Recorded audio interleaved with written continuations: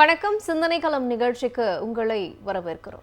நேற்று தெலுங்கானா மாநிலம் செகந்திராபாத்ல நிகழ்ந்த ஒரு அரசு நிகழ்ச்சியில பேசின பிரதமர் மோடி நாட்டு மக்களுக்கு பல்வேறு அறிவிப்புகளையும் அறிவுரைகளையும் வழங்கியிருக்காரு. என்ன மாதிரியான அறிவிப்புகள் அறிவுரைகள் அப்படின்னு கேட்டீங்கன்னா, மத்திய கிழக்கு போர் காரணமா ஒரு வருஷத்துக்கு மக்கள் யாரும் தங்கம் வாங்காதீங்க, எரிபொருள் பயன்பாட்டெல்லாம் சிக்கனப்படுத்துங்க, ஒர்க் ஃப்ரம் ஹோம் ஆப்ஷன்ஸ் எல்லாம் இருந்தால் அந்த ஆப்ஷனை பயன்படுத்திக்கோங்க, பொது போக்குவரத்தை பயன்படுத்துங்க, சமையல் எண்ணெயினுடைய பயன்பாட்டை குறைச்சிக்கோங்க, ரொம்ப கிராண்டான வெட்டிங்கெல்லாம் பிளான் பண்ணியிருந்தீங்கன்னா அதெல்லாம் கொஞ்சம் தவிர்த்துடுங்க, வெளிநாடுகளுக்கு பயணம் மேற்கொள்கிற மாதிரி சுற்றுலா போகிற மாதிரிலாம் இருந்தீங்கன்னா அதையெல்லாம் கொஞ்சம் குறைச்சிக்கோங்க அப்படிங்கிற மாதிரியான அறிவிப்புகளை நாட்டு மக்களுக்கு வெளியிட்டிருக்காரு.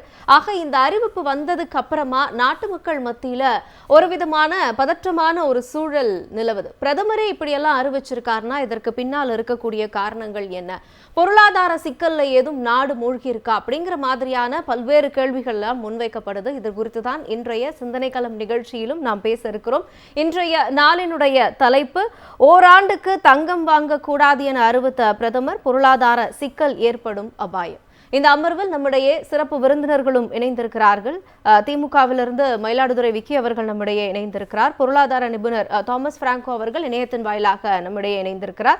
இன்னும் சற்று நேரத்தில் அரசியல் விமர்சகர் மருத்துவர் டாக்டர் பூபதி ஜான் அவர்கள் நம்முடைய இணைய இருக்கிறார்கள். இருவரையும் முதல்ல நிகழ்ச்சிக்கு வரவேற்கிறேன். விக்கி, நான் உங்ககிட்ட இருந்தே முதல்ல ஆரம்பிக்கிறேன். ஆக, ஒரு பிரதமர் இத்தனை அறிவிப்புகளை அறிவுரைகளை நாட்டு மக்களுக்கு வெளியிட்டிருக்கார். இதெல்லாம் பின்பற்றக்கூடாத அறிவுரைகள் அப்படியெல்லாம் ஒன்றும் கிடையாது. ஆப்வியஸ்லி இதெல்லாம் தேவையான அறிவுரைகள் தான், நம்ம அதுல எந்த விதமான மறுப்பும் இல்லை. ஆனா இது எதற்கான அறிவிப்பு? நாடு நிஜமாவே பொருளாதார சிக்கல்ல இருக்கா? அப்படி பொருளாதார சிக்கல் இருக்குங்கிறது இன்னைக்குதான் பிரதமருக்கு தெரிஞ்சிருக்கா? மோடி பேசுகிறாரு, அதுவும் மக்களோட பேசுகிறாருனாலே நிச்சயமாக ஏதோ ஒரு பிரச்சனை இருக்குது அப்படிங்கிறது தான் அர்த்தம். ஸோ கடந்த பல விஷயங்களில் நம்ம பார்த்துக்கிட்டே இருக்கோம். மோடியோட செயல்பாடுகள் அப்படிங்கிறது வந்து ஒரு அறிவிப்புக்கு பின்னாடி ஏதோ ஒரு பூகம்பம் பின்னாடி இருந்திருக்கு அப்படிங்கிறது தான் நமக்கு எல்லாமும் தெரிஞ்சிருக்கு. இன்றைக்கி அவர் சொல்லியிருக்காரு, வெளிநாடு போகிறத ஓராண்டு தவறுங்க, தங்கம் வாங்குவதை நிறுத்துங்க அப்படிங்கிற. ஓராண்டு வெளிநாடு செல்வதை தவறுங்கன்னு சொல்லிட்டு இவர் 7 நாள் சுற்றுப்பயணமாக வெளிநாடு போயிட்டார். ஏற்கனவேலேருந்து made in India make in இந்தியாங்கிற கடைசியில் இவர் இந்தியாவில் இல்லைங்கிறது தான் நம்ம ஏற்கனவே கடந்த காலங்களில் வைக்கக்கூடிய விமர்சனமாக இருந்தது. 3வது முறை ஆட்சி அவங்களுக்கு கிடைச்சிருக்கு. அந்த ஆட்சி கிடைச்ச பிறகும் இன்னைக்கு வேலையில்லா திண்டாட்டங்கள் எவ்வளவு தூரம் இருக்கு. இன்னைக்கு இருக்கக்கூடிய போர், இன்னைக்கு ஈரானில் நடக்கக்கூடிய இந்த போர் வந்து எவ்வளோ பெரிய ஒரு பதட்டமான சூழ்நிலையை உருவாக்கியிருக்கு. சிலிண்டர் தட்டுப்பாடு அப்படிங்கிறது, எரிவாயு தட்டுப்பாடுங்கிறது இன்னும் அதிகரித்து கொண்டே போகுது. அதே போல் பார்த்தீங்கன்னா அதெல்லாம் பற்றி இவர் ஏதாவது பேசுகிறாரா அப்படின்னா இல்லை. தங்கம் வாங்குவதை குறைங்க, நீங்கள் ஒர்க் ஃப்ரம் ஹோம் ஆப்ஷன் இருந்தால் எடுத்துங்க. இன்றைக்கி தான் மெல்ல மெல்ல ஐடி நிறுவனங்கள் வந்து ஹைப்ரிட் மோடுக்குலேருந்து இப்போ டிஃபால்ட்டாக 5 days ஒர்க் ஃப்ரம் ஆஃபீஸுங்கிற இந்த கேட்டகரிக்குள்ளே மாறிட்டு இருக்காங்க. ஸோ அப்படிப்பட்ட காலகட்டத்தில் இவர் ஒர்க் ஃப்ரம் ஹோமுக்கு போக சொல்கிறாருன்னா மக்கள்கிட்ட ஒரு அச்சம், இவர் பேசுனதுலேருந்து நேற்றைய தினத்துலேருந்து எங்கே அடுத்த லாக்டவுன் அறிவிச்சிருவாங்களோ அப்படிங்கிற ஒரு அச்சம் வந்து மக்களிடத்துல தொடர்ந்து ஏற்பட்டுக்கிட்டே இருக்குது. நான் என்ன சொல்ல வரேன்னா, ஒரு பாரத பிரதமராக இருக்கக்கூடியவர் இன்னைக்கு தன்னை சுற்றி இருக்கிற அண்டை நாடுகளில் ஒரு போர் பதட்டம் ஏற்பட்டிருக்கு. நாம எரிபொருள் கையிருப்பு எவ்வளவு தூரம் வைத்திருக்கிறோம், அப்ப அதெல்லாம் மக்கள்கிட்ட விளக்க வேண்டிய தேவையாக ஒரு பிரதமர் இடத்துல நாம அதை தான் எதிர்பார்க்கிறோம். பட் அதெல்லாம் வந்து எதுவுமே சொல்லாம மக்களை அச்சப்படுத்தும் விதமாக, மக்களை பயமுறுத்தும் விதமாக இன்னைக்கு தங்கம் வாங்காதீங்கிறாரு. இன்னைக்கு தங்கம் அடித்தட்டு மக்கள் வாங்கக்கூடிய நிலையில இருக்கு. இன்னைக்கு ஒரு சவரன்ங்கிறது கிட்டத்தட்ட 1,15,000 ரூபாயாக இருக்கு. அப்ப இன்னைக்கு 10 சவரன் போட்டு கல்யாணம் பண்றது பெரிய விஷயங்களாக இருக்கிற நேரத்தில் இவர் தங்கம் வாங்காதீங்கிறாரு. அப்ப இந்த நாட்டை முன்னேற்ற பாதைக்கு நாங்கள் அழைத்து செல்ல போறோம், வெளிநாடுகளில் இருக்கிற சுவிஸ் வங்கியில் இருக்கிற பணங்கள்லாம் எடுத்துட்டு வந்து எடுக்க போறோம், அவர்களுடைய பெயர் பட்டியெல்லாம் வெளியிட போறோம். நாங்கள் இப்படி எத்தனையோ வாக்குறுதிகளை சொல்லி ஆட்சிக்கு வந்த பிறகும் ஆனா இது வரைக்கும் எந்த ஒரு முன்னேற்றமும் அங்க இல்லை. வெறும் ஏமாற்றம் தான் இருந்திருக்கு. நீங்க பட்டதாரி இளைஞர்களுக்கு வேலை வாய்ப்பு தரோம் அப்படின்னாங்க, கடைசியில் பக்கோடா போட்டு பொழைச்சிங்கன்னு சொன்ன ஒரு கூட்டமாகத்தான் அவர்கள் இருக்கிறார்கள். ஆனா மக்கள் இந்த நேற்றைய அறிவுக்கு பிறகு ஒரு பதட்டமான சூழ்நிலையை இந்தியாவில் பிரதமர் மோடியை ஏற்படுத்தி இருக்கிறார் அப்படிங்கிறது தான் நான் பார்க்கிறேன். இது வந்து இதோட நின்று விடாது அப்படிங்கிறத நான் நினைக்கிறேன். ஏன்னா இவங்க அச்சமுற்றதன் விளைவு வேறு எங்கேயும் இருக்கு. நீங்க அதானி வந்து இன்னைக்கு வெளிநாடுகளிலிருந்து வாங்கின, ரஷ்யாவிலிருந்து, குறிப்பாக ரஷ்யாவிலிருந்து அவங்க வாங்கின கச்சா எண்ணெயை வந்து சுத்திகரித்து வெளிநாடுகளுக்கு ஏற்றுமதி செஞ்சாங்களே தவிர அதை இந்தியாவுக்கு கொண்டு வந்து இருந்திருக்குன்னா இந்தியாவுக்கு லாபமா இருந்திருக்கும். ஆனா அவங்க சந்தைப்படுத்துறது இந்தியாவில் சந்தைப்படுத்தல. அப்ப இது எல்லாம் அம்பானி அதானி போன்ற கார்பரேட்டுகளுக்கு ஆதரவான ஒரு அரசை தான் தொடர்ந்து மோடி நடத்தி கொண்டிருக்கிறாரே தவிர இங்க இருக்கிற மக்களுடைய வாழ்வாதார பிரச்சனைகளை பற்றியோ மக்களுக்கான தேவைகளை பற்றியோ ஒருபோதும் பிரதமர் மோடி பேசல. அது தொடர்ந்து நம்ம அதை பேசிக்கிட்டே தான் இருக்கோம், விமர்சனங்களுக்கு ஆளாகி கொண்டே தான் இருக்கிறோம். ஆனா வட மாநிலங்களில் இவர்களோட அந்த இந்துத்துவ அரசியல் அப்படிங்கிறது எடுபடுற காரணத்தினால மீண்டும் மீண்டும் டீலிமிட்டேஷன் போன்ற விஷயங்களை கொண்டு வந்து எப்படியாவது தென் மாநிலங்களின் பிரதிநிதித்துவத்தை குறைக்கணுங்கிற மறைமுக வேலைகளில் நிறைய செஞ்சுருக்காங்க. இன்னைக்கு வெஸ்ட் பெங்கால் எலெக்ஷனை நம்ம பார்த்தோம். வாக்கு செலுத்த வந்த வாக்காளர்களை சிஆர்பிஎஃப் அடித்து விரட்டினாங்க. எவ்வளையோ அமுழித்து மொழிகள் தேர்தல் வாக்குப்பதிவு அன்னைக்கே நடந்தது. அப்போ இன்னைக்கு வெஸ்ட் பெங்காலில் திரிணாமுல் காங்கிரஸ் இன்னைக்கு அனுப்பியிருக்கிறாங்க. அப்போ இதெல்லாம் பார்த்தோம் அப்படின்னா இந்தியாவை வேறு ஒரு திசைக்கு இழுத்து கொண்டு போகிறது இந்த பாஜக சங்கியல் கூட்டம் அப்படிங்கிறது தெரியுது. அதான் ஆரம்பத்திலிருந்தே நம்ம சொன்னது, காங்கிரஸ் பேசுறது பாரத தேசம் முழுவதுமாக சங்கிகளின் ஆதிக்கமாக கொண்ட தேசமாக உருவாக்க நினைச்சாங்க. ஸோ அந்த விஷயத்தில் ஒன்று ஒன்றா நடந்துகிட்டு இருக்கு அப்படிங்கிறத பார்க்குறோம். ஆனால் குறிப்பாக தென்னிந்திய மாநிலங்களில் இன்னும் கால் ஊன்ற முடியாமல் தவித்து கொண்டு இருக்கிறாங்க. அந்த மக்கள் இருக்கிற இந்த பிரதிநிதித்துவத்தை குறைக்கிறதா டீலிமிட்டேஷன் போன்ற விஷயங்களையும் மோடி அவர்கள் எடுத்துக்கொண்டு வரார். நிச்சயமாக இதெல்லாம் அனுமதிக்கக்கூடாது. மோடி அவர்களின் பேச்சு நிச்சயம் மக்களிடத்தில் ஒரு அச்சத்தை தான் ஏற்படுத்தியிருக்கு. நிச்சயமா. தாமஸ் சார் வணக்கம். என்னோட அடுத்த கேள்வி உங்ககிட்ட தான். 1 வருடம் தங்கம் வாங்காதீங்க அப்படின்னு சொல்லும் பொழுது அது இந்தியாவோட எக்கானமில ஏதாவது ஒரு பாதிப்பை ஏற்படுத்துமா? அதே சமயத்துல பொருளாதாரம் என்ன நிலையில இருக்கு? அதாவது நீங்க இந்த மாதிரி அறிவிப்பு தேவைதான்னு சொல்லி ஆரம்பிச்சீங்க. எனக்கு அதுல மாற்று கருத்து இருக்கு. தேவை இல்லாத ஒரு அறிவிப்பு, ஒரு அச்சத்தை உருவாக்கக்கூடிய ஒரு அறிவிப்பு, இதுக்கு பின்னால வேற ஏதோ நோக்கம் இருக்குதுன்றத ரொம்ப கூர்மையாக பார்க்கணும். இன்றைக்கு போர் தொடங்குறதுக்கு முன்னாலேயே பொருளாதாரம் நல்ல நிலைமையில இல்லை. நீங்க 2 வருஷமா பொருளாதார அறிக்கை படிச்சு பார்த்தீங்கன்னாலே அதுல நாட்டினுடைய பொருளாதார ஆலோசகர் சில முக்கியமான விஷயங்களை சுட்டி காட்டியிருந்தார். வேலையில்லா திண்டாட்டம் அதிகரித்து கொண்டே போயிருக்கிறது,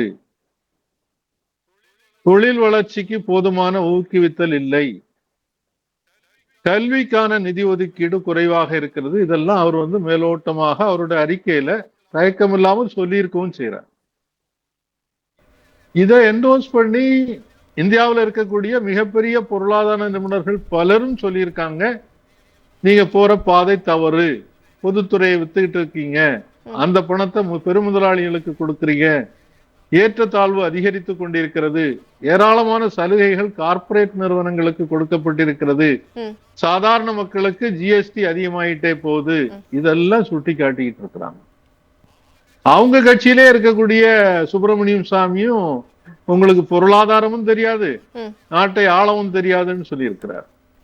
நிர்மலா சீதாராமனுடைய கணவர் டாக்டர் பரக்லா பிரபாகர், இவங்களுடைய பொருளாதார கொள்கை எவ்வளவு மோசமா இருக்குதுன்றது புத்தகமாகவும் கட்டுரைகளாகவும் எழுதியிருக்கிறாரு.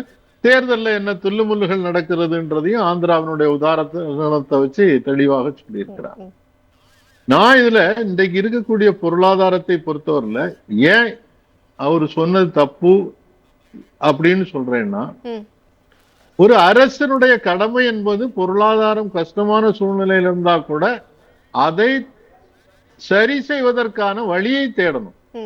இன்னைக்கு தங்கம் வாங்குறாருன்னு சொல்றாரு, உடனடியாக என்ன நடக்கும்னு சொன்னா அவருடைய நண்பர்கள் பெரும்பான்மைக்காரர்கள் எல்லாம் உடனே அவங்களுக்கு தேவையான தங்கத்தை வாங்கி சேமிச்சு வச்சுக்கிடுவாங்க.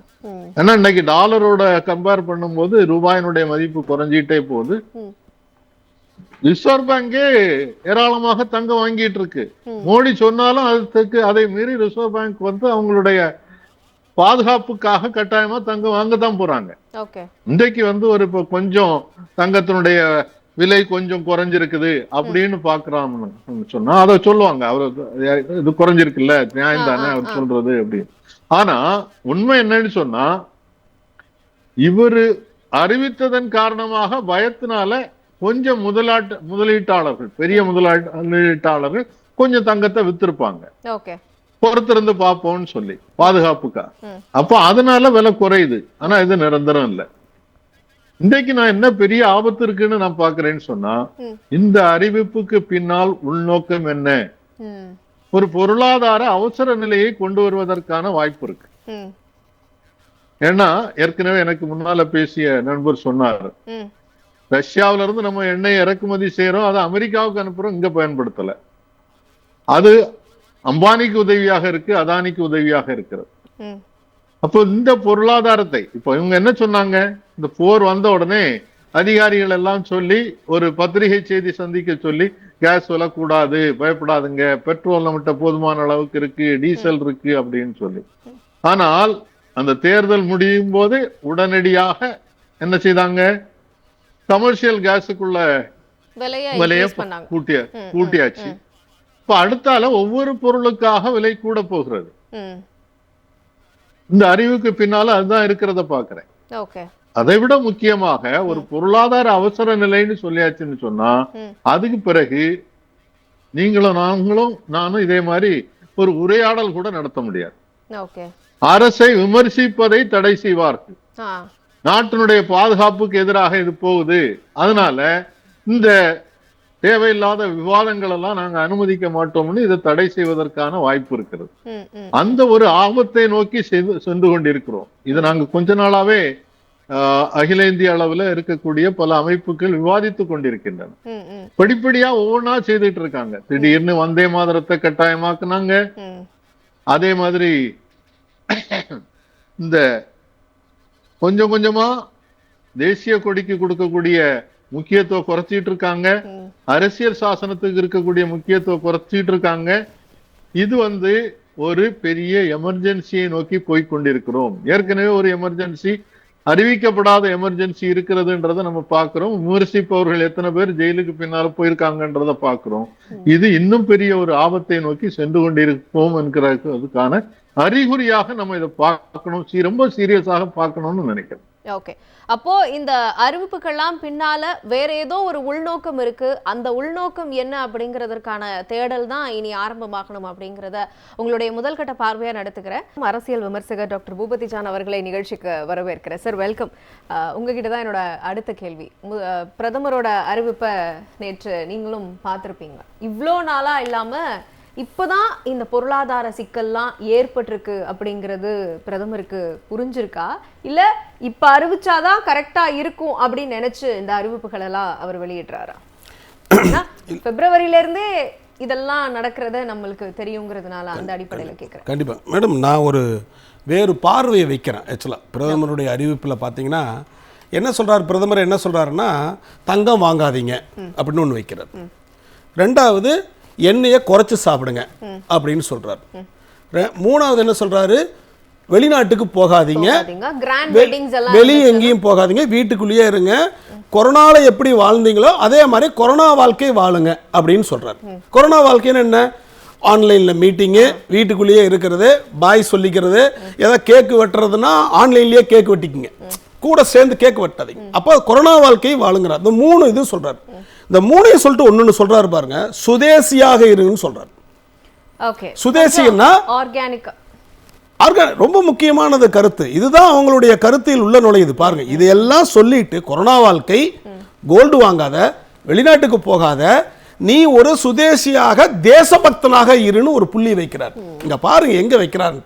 இவங்க சொன்ன இந்த மூன்று கருத்துக்களும் அவர்களினால் வந்திருக்கக்கூடிய பொருளாதார சீர்கேடு, நிர்வாக சீர்கேடினால் வந்த விளைவு.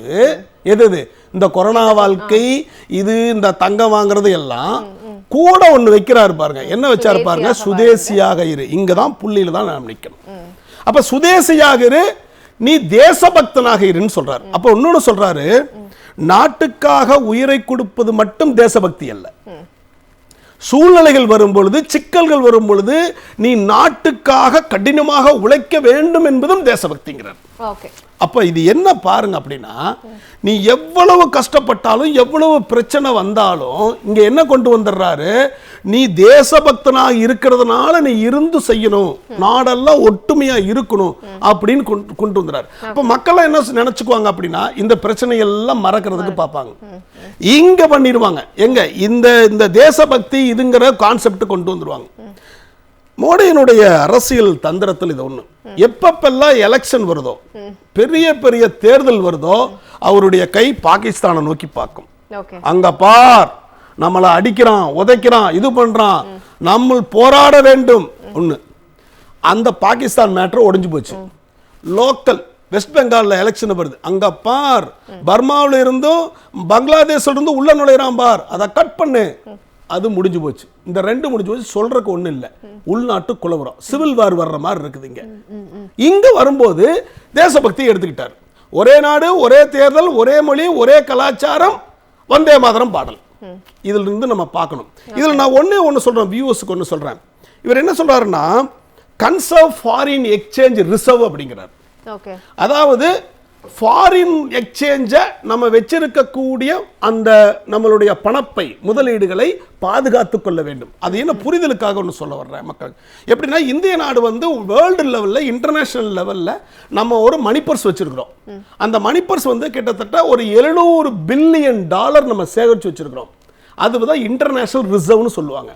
அது எப்பப்பெல்லாம் யூஸ் பண்ணணும் அப்படின்னா, எப்பப்பெல்லாம் இந்த மாதிரி ஆயில் ஏறுது இறங்குதோ, இல்லை வேற ஏதாவது பிரச்சனைகள் வருதோ அப்படின்னா அந்த ரிசர்வ்ல இருந்து டாலர் கொடுப்போம். அது டாலரா தான் இருக்கும், பணமா இருக்கா, டாலரை கொடுப்போம். இப்போ நீங்க கோல்டு அதிகமா வாங்க என்ன ஆகும், கோல்டு வாங்குறீங்க, கோல்டு வாங்கிட்டே இருக்கிறீங்க, அதிகமான செலவாகும் போது அந்த ரிசர்வ்ல இருந்து தான் டாலர் போயிட்டே இருக்கும். அப்ப டாலர் போகும்போது உங்களுக்கு ஆயில் வாங்குறக்கோ இல்ல வேற ஏதாவது பொருள் வாங்குறக்கோ டாலர் இருக்காது. அப்ப என்ன ஆகும், விலை அதிகமாகி பணம் வீக்க வந்துடும். அதனால தான் இந்த ரிசர்வை மெயின்டைன் பண்ணணும்னு சொல்றாங்க. கரெக்ட் தான், அந்த ரிசர்வை மெயின்டைன் பண்ணணும். நம்ம கோல்டு வாங்க டாலர் அதிலிருந்து குறைஞ்சு போயிட்டே இருக்கும். டாலர் குறைஞ்சதுன்னா நம்ம முக்கியமான தேவைக்கு டாலர் கிடைக்காது. இப்போ ஆயில் விலை ரைஸ் ஆயிடுச்சு. கிட்டத்தட்ட ஒரு oil company, Indian oil corporation, இதெல்லாம் என்ன சொல்றாங்க, ஒரு நாளைக்கு கிட்டத்தட்ட ஒரு மாதத்திற்கு 1 லட்சம் கோடி செலவாகுதுன்னு சொல்றாங்க. அதாவது நஷ்டமாகிறது. ஒரு நாளைக்கு 1600 கோடி சொல்லிட்டு இருக்கிறாங்க. அப்ப இதுல இருந்து என்ன பார்க்கணும் சொல்றாங்க. நான் என்ன சொல்ல வர்றேன் அப்படின்னா, இப்ப இந்திய நாட்டில் தங்கம் போட்டா தான் மதிப்பு என்கிற கலாச்சாரத்தை வைத்தது யார்? வேற எந்த நாட்டிலாவது இந்த ஒரு எண்ணம் இருக்குதா? நீங்க பாருங்க, ஒரு பெண்ணாக இருக்கட்டும், பெண்ணுதான் இருக்கட்டும், பெண்ணை ஒரு அழகு பொருளாக வடிவமைத்து விட்டு தங்கம் கழுத்திலிருந்து காலிலிருந்து போட்டு தங்கம் போட்டாத்தான் அதுக்கு மதிப்பு என்கிற கலாச்சாரத்தை வைத்தது இந்த நாடு. அது ஒருவேளை இல்லாம இருந்திருந்தால் இந்த பிரச்சனையே வந்திருக்காது. யாரும் கோல்டு போடவே மாட்டாங்க. நீங்க பாருங்க, பெரிய பெரிய பணக்காரர், கோடியரசு, உயர்தட்ட மக்கள்லாம் பாருங்க, 300 கோடி 400 கோடி வச்சிருப்பான். சின்ன ஒரு செயினை போட்டிருப்பான், கண்ணுக்கு தெரியாத ஒரு நகை இருக்கும். ஆனா பாருங்க, மக்கள் மத்தியில, உழைக்கும் மக்கள் மத்தியில இந்த மாதிரியான ஒரு கருத்தியலை திணித்திருக்கிறார்கள். நான் இது தப்பு என்று சொல்லவில்லை, மக்களை நான் தவறு என்று சொல்லுவதில்லை. நகை அணிவது, அவர்கள் எடுத்துக்கொள்வது தவறு என்று சொல்லுவை. இந்த ஒரு கலாச்சாரத்தை திணித்திருக்கிறார்கள் என்றுதான் சொல்ல வருகிறேன். அது ஒன்று பார்க்கிறேன். அப்ப அந்த அடிப்படையில் பார்த்தீங்கன்னா, மோடி அவர்கள் கொண்டு வந்திருக்கக்கூடிய நகை வாங்காதே, கொரோனா வாழ்க்கை வாழு அப்படின்னு சொல்லுவது என்னன்னா, அவர்களுடைய நிர்வாக சீர்கேடினுடைய விளைவு. இப்ப நாம் என்ன சொல்றோம், இந்த நிர்வாகம் ஸ்ட்ராங்கா இருக்குதா, ஃபாரின் இதுக்கு ஸ்ட்ராங்கா இருக்குதா அப்படின்னு கேட்டோம்னா ஸ்ட்ராங்காவே கிடையாது. எப்படின்னா, நம்ம பணத்தோட மதிப்பு நாளுக்கு நாள் வீங்கிக்கிட்டே போகுது, அதிகமாயிட்டே போகுது. 90 ரூபாய் 92 ரூபாய்க்கு வரைக்கும் வந்துருச்சு டாலரோட மதிப்பு. 10 வருடத்திற்கு முன்பு காங்கிரஸ் முடிந்த பிறகு, கிட்டத்தட்ட 3வது டேர்முக்கு முன்னாடி முடிந்த பிறகு அதனுடைய மதிப்பு கிட்டத்தட்ட 65 ரூபாய் தான் இருந்துச்சு. 65 67 ரூபாய். இப்ப கிட்டத்தட்ட 35 ரூபாய்க்கு மேல வீங்கி விட்டது. அப்ப இதனுடைய வீக்கமே வந்து நம்மளுடைய அன்ஸ்டெபிலிட்டி தான் சொல்றோம். ஒண்ணு. ரெண்டாவது, நம்ம தமிழ்நாட்டில் கூட எல்லாரும் சொல்றாங்க, தமிழக அரசு ஸ்டாலின் அவர்கள் விட்டு சொல்லும்போது 10 லட்சம் கோடி வச்சுட்டு போயிட்டாரு, கடன் விட்டு போயிட்டாங்கிறாங்க. அப்ப இவங்க கடன் வச்சுட்டு போனா, இந்திய அரசு 165 லட்சம் கோடி 165 lakhs crore வச்சிருக்காங்க. மாநில அரசுக்கு உட்பட்டு தான் இந்த கடன் இருக்குது. பட் அந்த அளவுக்கு கடன் இருக்குது. பச்சலா இது கடன் இல்லாத அந்த அளவுக்கு கடன் இருக்கு. அப்ப இந்த மோடி அரசு என்ன பண்ணி இருக்குது அப்படின்னா, எக்கானமியை ஸ்டெபிலிட்டியே பண்ணல, வேலையில்லா திண்டாட்டம் அதிகமாயிட்டு இருக்கு, பண வீக்கம் அதிகமாயிட்டே இருக்குது, அதே மாதிரி பொருளினுடைய விலையும் அதிகமாயிட்டு இருக்கு. ஒரே ஒன்று சொன்னேன், எல்பிஜி கேஸ் எங்களுக்கு காங்கிரஸ் கட்சியில் இருக்கும்போது 420 ரூபா சப்சிடி கொடுத்தாங்க. நாங்கள் 420 ரூபா எங்களுக்கு கொடுத்தாங்க. ஆனா என்ன, 420 தான் அவங்க கொடுத்துட்டு சிலிண்டர் விலை நம்மளுக்கு 400 ரூபா 420 ரூபான்னு போட்டுக்கிட்டு இருந்தாங்க. ஐயா வந்தாங்க, 420 ரூபா கொடுக்குறாங்க, வேண்டாம் வேண்டாம். இடையில இருக்கிற தரகரை என்ன பண்ணிடுறான், நிறைய பிடுங்கிக்கிறான். அவன் தான் அவ்வளோ அள்ளிக்கிறான் அந்த பணத்தை எல்லாம். அதனால ஸ்ட்ரெயிட்டாக 420 ரூபா உங்களுக்கு போட்டுறேன்னு சொன்னாங்க. மக்கள்லாம் ரொம்ப சந்தோஷமாங்க. அப்பா 420 ரூபா நம்மளுக்கு ஸ்ட்ரெயிட்டாக வந்துருன்னு சொல்லி பார்த்தா கடைசியில் இப்போ எவ்வளோ இருக்குன்னா 24 ரூபா 95 பைசா வந்து நிற்குது. ஒருத்தருக்கு 24 ரூபா 95 பைசா. உங்க வீட்டில் கூட வந்திருக்கும் 24 ரூபா 95 பைசா தான். அதுல என்ன சொல்ல வர்றாங்கன்னா, இப்போ ஒரு புதுசா ஒரு பெரிய பிரச்சனை கொண்டு வந்துட்டாங்க. இன்கம் டாக்ஸ் 10 லட்சம் மேல கட்டுனா அந்த 24.95 கிடையாதான். அப்போ உங்களுடைய இன்கம் டாக்ஸ் ரெக்கார்டை அவங்க பார்க்குறாங்க, உங்களுடைய பர்சனல் ரெக்கார்டை அவங்க பார்க்குறாங்க. அப்போ ஒரு பர்சனல் ரெக்கார்டை இன்கம் டாக்ஸ் ரிப்போர்ட்டை பார்த்து 10 லட்சம் ரூபாய்க்கு மேலே இருந்துன்னா இந்த சாதாரணமாக கொடுக்கக்கூடிய 24 ரூபா 95 பைசாவையும் எடுத்துக்கிறாங்க. இது பாருங்க, இது எந்த அளவுக்கு நிலைமை. என்ன சொல்லி எங்களுக்கு சொன்னீங்க, எவ்வளவு காலி பண்ணிட்டு 24 ரூபாயை திருப்பி பிடிக்கிறீங்களே, இது என்னது? நிர்வாக திறமையா, நிர்வாக சீர்கேடா? இது ஒரு நிர்வாக சீர்கேடு. எப்படி வந்து மோடி அரசு கலாச்சார சீர்கேடை பண்ணுகிறதோ, இந்திய ஒற்றுமைக்கு பங்கம் விளைவிக்கிறதோ, அதே போல இந்திய நாடு சகோதரத்துவமா இருக்கிற இடத்துல சிறுபான்மைகளை அடக்கி ஒடுக்கி ஒரு எதேச்சதிகார போக்கு இருக்கிறதோ, அதை போலவே பொருளாதார சீர்கேடும் வந்துகிட்டே இருக்குது. இதுதான் இந்த மோடி அரசினுடைய இதற்கு இதனுடைய தாக்கம் தான் இது. நீ பாருங்க, இன்னொரு ஒரு மாசத்துல பாருங்க, ஒரு மாசத்துல இன்னொரு 2 வாரத்துல இது அனௌன்ஸ் பண்ணிட்டாரு இல்லைங்க. அனௌன்ஸ் பண்ண பெட்ரோல் வந்து குறைஞ்சது 10 ரூபா ரைஸ் ஆகும். ஓகே, பெட்ரோல் டீசல் கண்டிப்பா 10 ரூபா ரைஸ் ஆ போகுது. எல்பிஜி கேஸ் சிலிண்டர் இது வந்து கண்டிப்பா ரைஸ் பண்ணுது. ரைஸ் பண்ண உடனே ஒரு அனௌன்ஸ்மெண்ட் பண்ணுவாரு, இந்திய மக்களே நம்ம ஒற்றுமைக்காகவும் தேச கொடிக்காகவும் நம்ம போராடுவோம், வந்தே மாதரம்னு சொல்றாரா இல்லையான்னு பாருங்க. ஆக தேசபக்தி மக்களுக்கு மட்டும்தான் இருக்கணுமா? பிரதமருக்கும் இருக்க வேண்டிய பங்கு அதுல இருக்கு. ஏன்னா 5 மாநில தேர்தல் முடிஞ்சதுக்கு அப்புறமா தான் இந்த அறிவிப்பை நீங்க வந்து வெளியிடுறீங்க. அப்ப 5 மாநில தேர்தல்கள்ல பிரதமர் தனிப்பட்ட முறையில எவ்வளோ செலவுகளை மேற்கொண்டாரு, எவ்வளோ எரிபொருள்லாம் செலவாச்சு, ஹெலிகாப்டர்ல வந்து பூக்கள் எல்லாம் தூவும் பொழுது எவ்வளோ செலவுகள் ஏற்பட்டுச்சு அப்படிங்கிறதெல்லாம் தனியா ஒரு லிஸ்ட் இருக்கு. அது ரொம்ப முக்கியங்க. இப்ப இவர் என்ன சொல்ல வர்றாருன்னா, ஏழை மக்களை பார்த்து அவன் வாங்கக்கூடிய ஒரு மூக்குத்தி 1 கிராம் 2 கிராம் இருக்கு ஒரு மூக்குத்தி, மீறி அது வாங்கவே முடியாது. இப்போ அப்படியே இருந்தா கூட ஒரு கல்யாணத்துக்கு ஒரு மூக்குத்தி வாங்குறாங்க. நான் என்ன சொல்ல வரேன்னா, சென்ட்ரல் கவர்மெண்ட்ல இருக்கக்கூடிய அதிகாரிகள், அதே மாதிரி இருக்கக்கூடிய அமைச்சர்கள், அவர்கள் செலவு பண்ணக்கூடிய செலவை வெள்ளை அறிக்கை விடுங்க.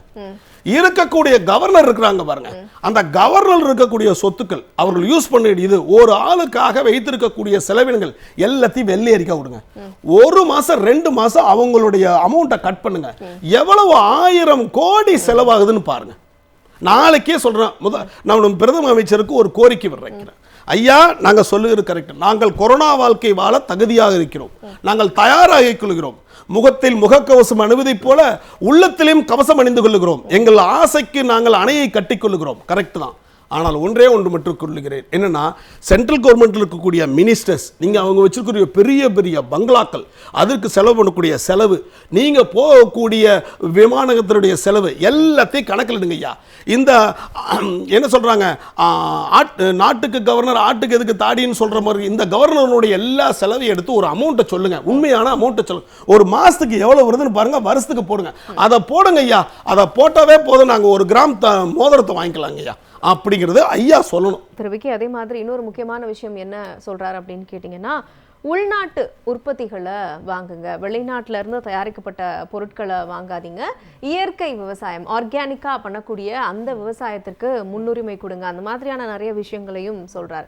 அப்போ இதுல நமக்கு எழக்கூடிய கேள்வி என்ன அப்படின்னு கேட்டீங்கன்னா, எம்எஸ்எம்இயை மேம்படுத்த ஒன்றிய அரசு என்னென்ன திட்டங்கள்லாம் கொண்டு வந்தாங்க, அதே மாதிரி இயற்கை விவசாயத்தை மேம்படுத்த என்னென்ன விஷயங்களெல்லாம் நீங்க பண்ணியிருக்கீங்க அப்படிங்கிற அந்த பார்வையும் முன்வைக்கப்படுது. பொதுவாக நான் ஒரு அறிவிப்பை விட்டேங்கிறலாம் இதுக்கு பின்னால் இருக்கக்கூடிய இயற்கை விவசாயத்தை பற்றி பேசுவதற்கெல்லாம் மோடி அவர்களுக்கு எங்கிருந்து இந்த அருகதை இருக்கு அப்படின்னு தெரியல. ஏன்னா எத்தனை லட்சம் விவசாயிகள் அன்னைக்கு டெல்லியில் ஜந்தர் மந்தர் வரைக்கும் போய் போராடி அத்தனை விவசாயிகள் நிர்வாண கோலத்தோடு உயிர் துறந்த அத்தனை விவசாயிகளை எட்டி கூட பார்க்காம சில நடிகை வீட்டில் காஃபி விருந்தில் கலந்து கொண்ட நம்பர் தான் வந்து பிரதமர் மோடி.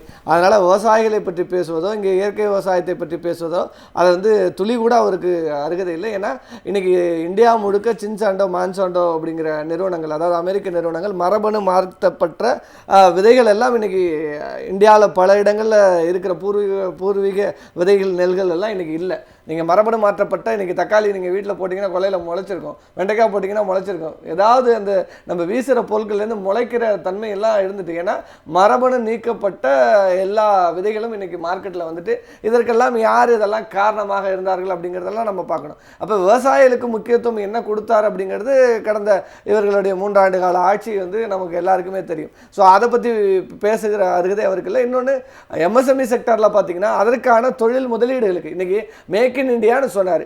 மேக் இன் இந்தியா என்னென்ன பொருள்களை மேக் இன் இந்தியாவில் நம்ம தயாரித்தோம். இன்னைக்கு மென்பொருள் துறையில் மேக் இன் இந்தியாவில் என்னென்ன நீங்கள் தயாரிச்சிங்க, என்னென்ன மாதிரியான நிறுவனங்களுக்கு அவர்களுக்குன்னு சலுகைகள் வழங்குனீங்க, இந்தியாவில் உற்பத்தி செய்யக்கூடிய எம்எஸ்எம்இ பொருள் சார்ந்த நிறுவனங்களுக்கு என்ன வரி சலுகைகளை இந்த அரசு வழங்கியது?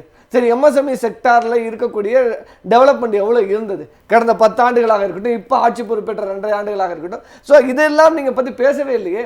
நீங்கள் வந்து ஏற்கனவே ஷட் டவுன் நம்ம போட்டோம், லாக்டவுனில் வந்து எவ்வளோ எம்எஸ்எம்இ செக்டாரில் வந்து பாதிப்புகள் ஏற்பட்டது அப்படிங்கிறது எல்லாருக்குமே தெரியும். இப்போ மீண்டும் ஒரு லாக்டவுனை நோக்கி இவர் நகர்த்தும் போது எப்படி இந்தியா வல்லரசு ஆகும்? நீங்கள் இப்போ நீங்கள் உங்களுக்குள்ளே வைத்துக் கொள்ளுங்கள், வீட்டிலிருந்தே வேலை பார்க்கணும், எல்லாரும் வீட்டிலேருந்து பண்ண முடியுமா?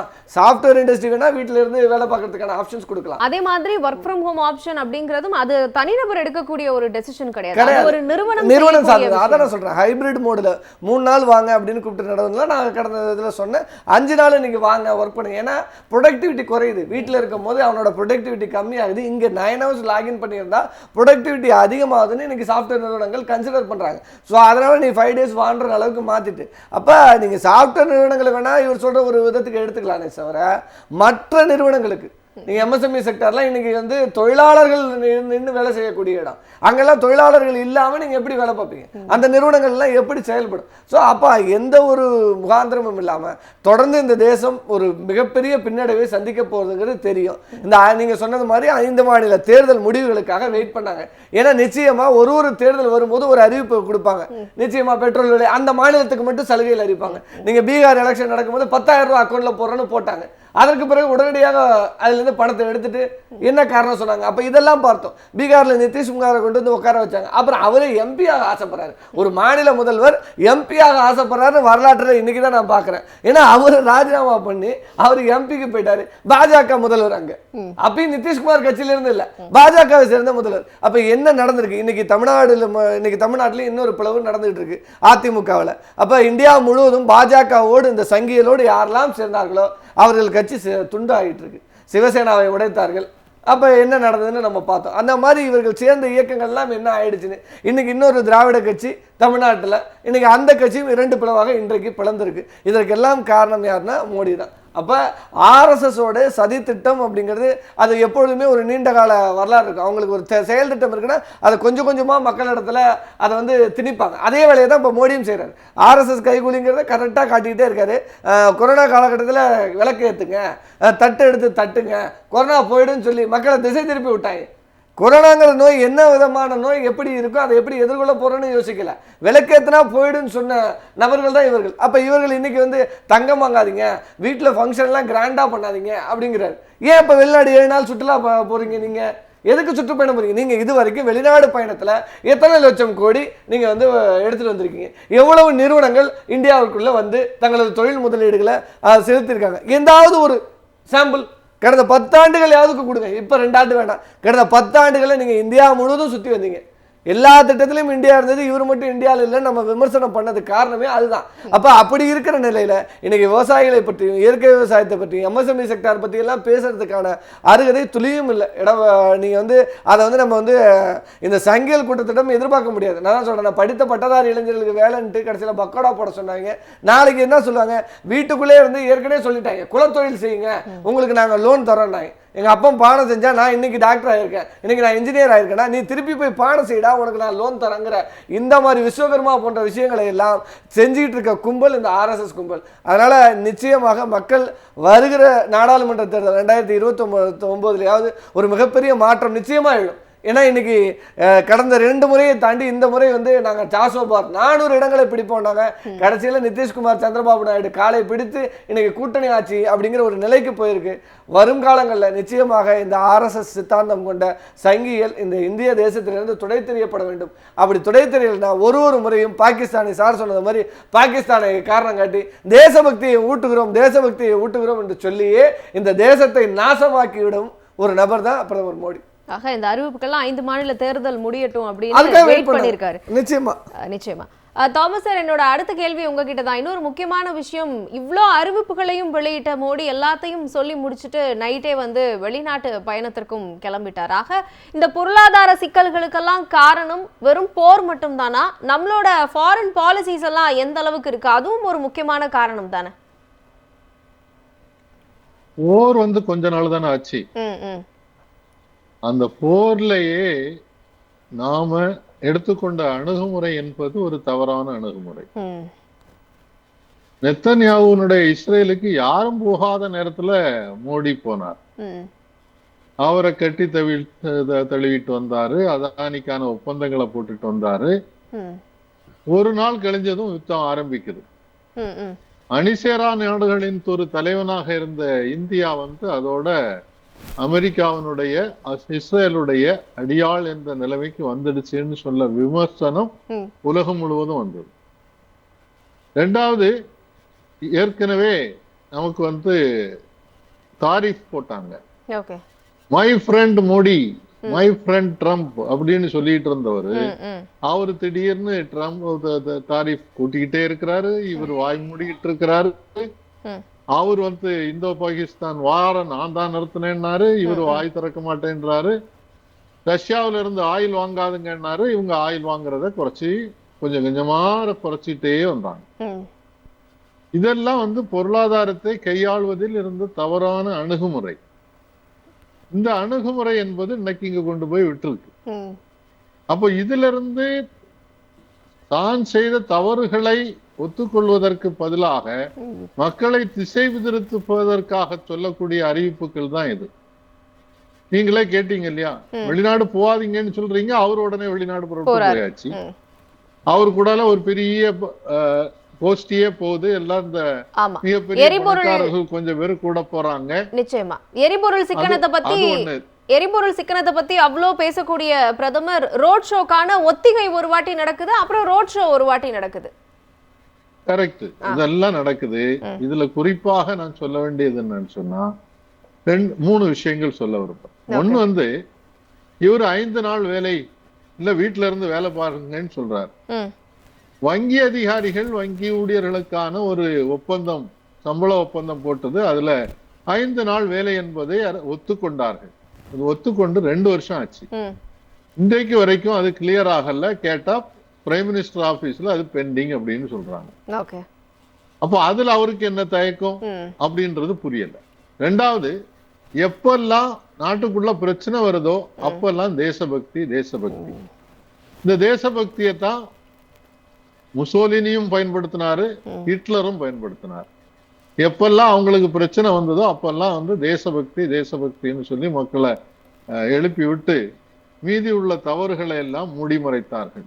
அந்த முயற்சி என்பது நடந்துகிட்டு இருக்கு. 3வது, இன்னைக்கு அவங்களுக்கு தேர்தல் ஆணையம் முழுக்க அவங்களுடைய கையாளாக செயல்படுகிறது. அது 5 மாநில தேர்தல்ல பார்த்தோம். நீங்க நம்ம பத்திரிகையாளர்கள் கூட ரொம்ப சிம்பிளா எழுதிடுறாங்க, ஆன்டி இன்கம்பன்சின்னா தமிழ்நாட்டுல ஆன்டி இன்கம்பன்சி, மேற்கு வங்காளத்துல ஆன்டி இன்கம்பன்சி, கேரளாவுல ஆன்டி இன்கம்பன்சி. ஆனா அஸ்ஸாம்ல ஏன் ஆன்டி இன்கம்பன்சி இல்ல? பாண்டிச்சேரியில ஏன் ஆன்டி இன்கம்பன்சி இல்ல? இதுக்கு முன்னால தேர்தல் நடந்த பீகார்ல ஏன் ஆன்டி இன்கம்பன்சி இல்ல? அப்போ இதுக்கு பின்னால ஒரு மிகப்பெரிய சதி விளையாட்டு நடந்துகிட்டு இருக்குது. பொன்ராஜ் அவர்கள், டாக்டர் மாதவ் தேஷ்பாண்டே போனவர்கள்லாம் ரொம்ப தெளிவாக சொல்றாங்க, தேர்தல் நேர்மையாக நடக்கல. SIRல இருந்து ஆரம்பிச்சு வாக்கு எந்திரங்களை மிஸ்யூஸ் பண்றது ரொம்ப தெளிவாக. ஆந்திரா தேர்தல்ல இரவு 11:45 2 மணி வரை வெறும் 3500 பூத்துல 17,53,000 பேர் ஓட்டு போட்டாங்கன்னு தேர்தல் அதிகாரி சொல்றாரு. இன்னைக்கு வர அந்த 3500 பூத் எதுன்றது சொல்லலன்றத நிர்மலா சீதாராமனுடைய கணவர் பரக்கலா பிரபாகர் ஊடகங்கள்ல சொல்லியிருக்கிறாரு, எழுத்துப்பூர்வமாக அறிக்கை கொடுத்திருக்கிறாரு. இன்னைக்கு வரைக்கும் பதில் சொல்லல. அப்போ தேர்தலை நம்ம எப்படி வேணாலும் கையாண்டு கொள்ளலாம். இதெல்லாம் பயன்படுத்துறதுக்கு இந்த தேசபக்தி எதிர்ப்பு குரல் எப்பெல்லாம் வருமோ அப்பெல்லாம் நம்ம தேசபக்தியை கொண்டு வருவது என்ற முயற்சி என்பதுதான் ரொம்ப அப்பட்டமாக நடக்குது.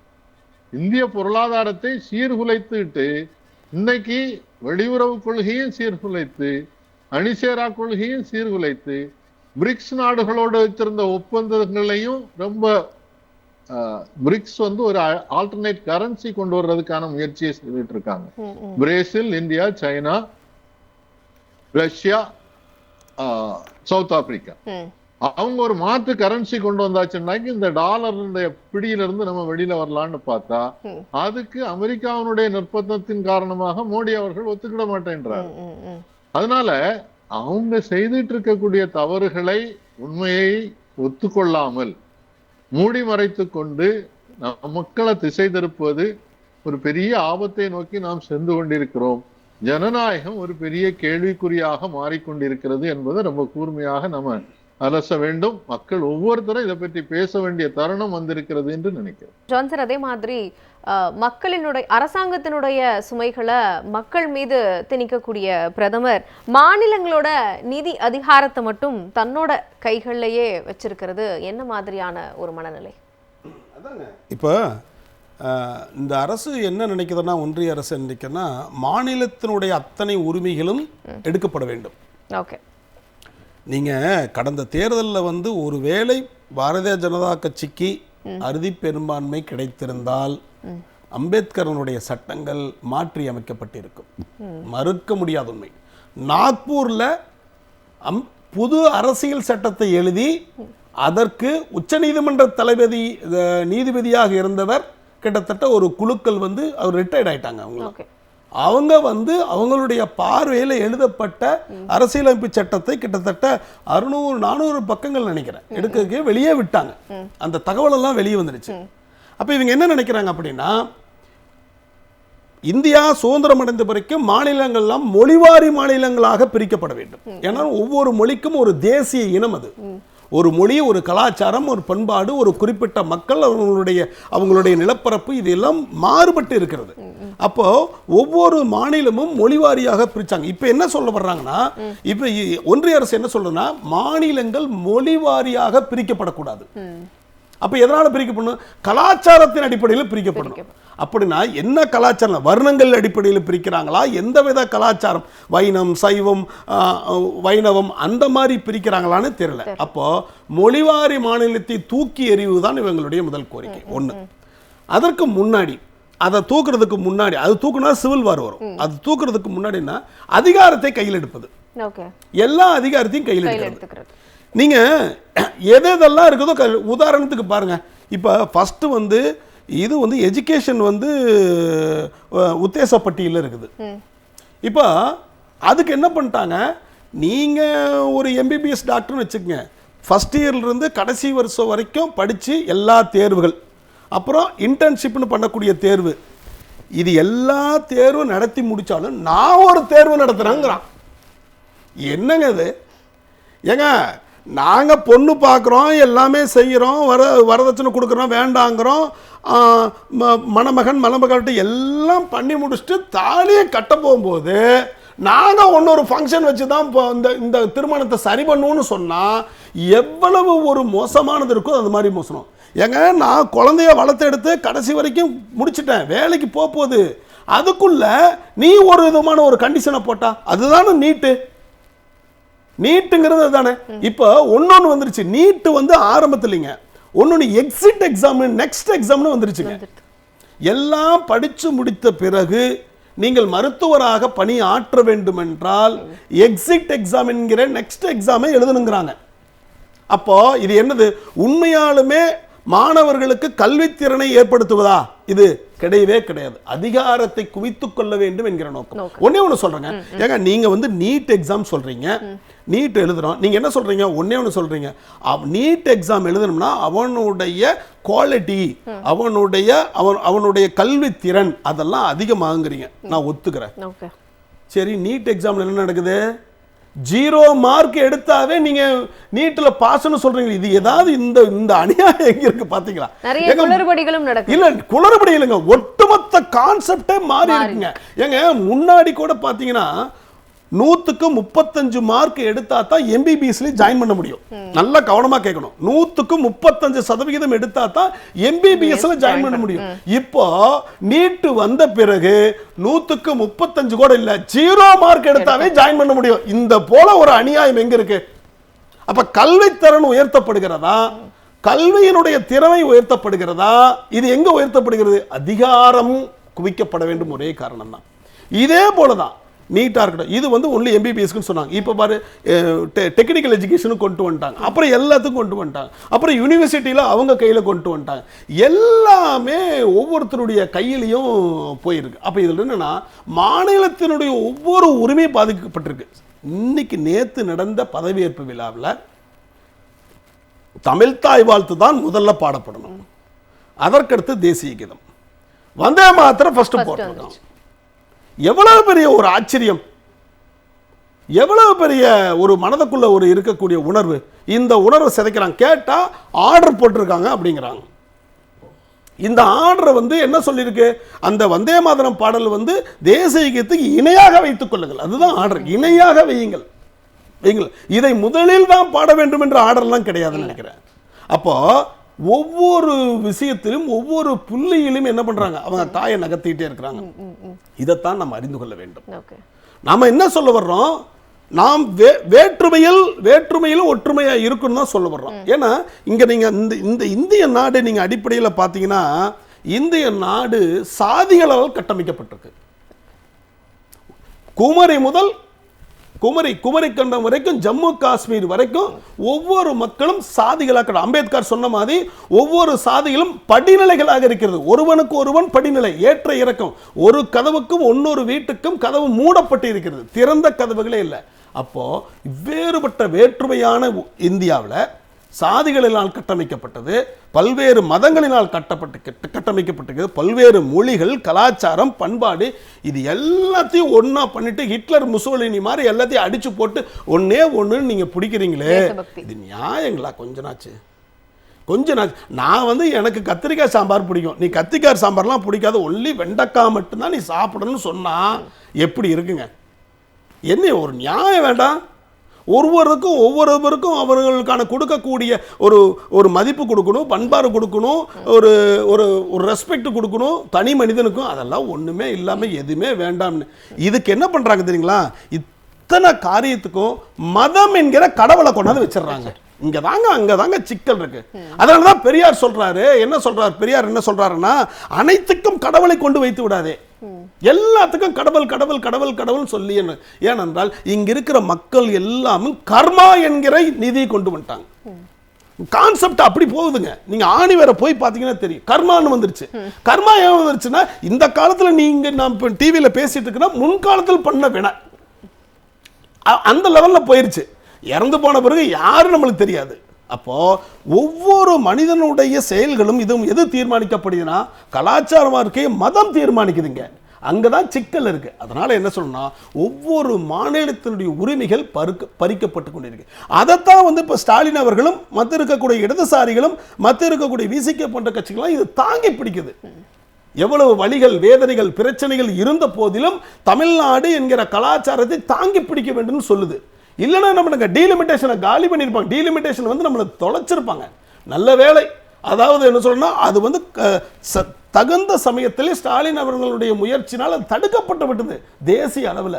அப்போ இதுல இருந்து அடிப்படையாக என்ன சொல்ல வரேன்னா, ஒவ்வொரு மாநிலத்தினுடைய உரிமைகளை பறிக்காதீர்கள், அதுதான் முக்கியம். அதனால அம்பேத்கர் கடையை சொன்ன, ஒவ்வொரு மாநிலத்தினுடைய நீ உரிமைகள் பாதுகாக்கப்படவில்லை என்றால், நீங்கள் சிறுபான்மையினுடைய நிலங்கள் பாதுகாக்கப்படவில்லை என்றால் இந்த அரசுகள் தூக்கி எறியப்படும் சொல்றாரு. ஆக மாநிலத்தின் உரிமையை பறிக்கிறதுக்கான ஒரு முன்னேற்பாடாவும் பிரதமர் இதை வந்து கையில எடுத்திருக்காரு அப்படிங்கிறதையும் நான் எடுத்துக்கிறேன். தாமஸ் சார், இறுதியா என்னுடைய கேள்வி உங்ககிட்ட என்ன அப்படின்னா, ஃபினான்ஷியல் எமர்ஜென்சி பிரதமர் சொல்றது மாதிரி நிஜமாவே ஃபினான்ஷியல் எமர்ஜென்சி இருக்கு அப்படின்னா அதை ஏன் இன்னைய வரைக்கும் டிக்ளேர் பண்ணல? ஒருவேளை இது மாநிலத்தின் வருவாயை ஒன்றிய அரசு தன்னோட கண்ட்ரோல்ல எடுத்துக்கணும் அப்படிங்கிறதுக்கான ஒரு முன்னோட்டமா இதெல்லாம் பண்றாங்களா? உங்களோட இறுதி பார்வை கொஞ்சம் சுருக்கமா.